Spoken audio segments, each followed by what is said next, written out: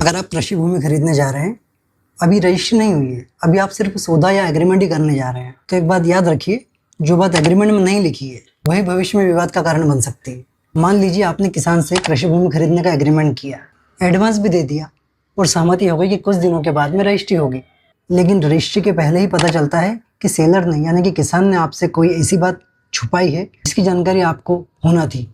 अब सवाल है कि एक एग्रीमेंट में आपकी सुरक्षा कहाँ पर होती है। जब भी आप एग्रीमेंट बनवाएं तो सिर्फ ये ना लिखें कि सिर्फ इतनी बीघा जमीन का आप सौदा कर रहे हैं। जब भी एग्रीमेंट बनवाएं उसमें खसरा नंबर, रकबा, उसकी बाउंड्री यानी कि उसके पूर्व, पश्चिम, उत्तर, दक्षिण में क्या है ये भी स्पष्ट करें। राजस्व रिकॉर्ड के अनुसार उसकी पहचान स्पष्ट करें।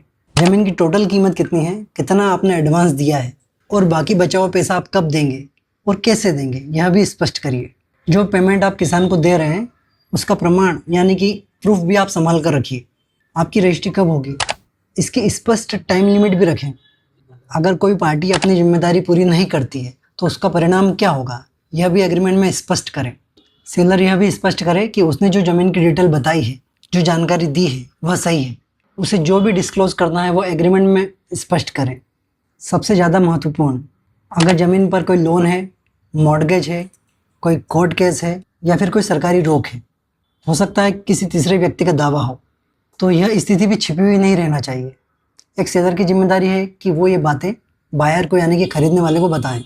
भूमि का कब्जा कब मिलेगा, भूमि की मौके पर बाउंड्री क्या है, भूमि का वास्तविक कब्जा किस स्थिति में दिया जाएगा, यह भी एग्रीमेंट में स्पष्ट करें।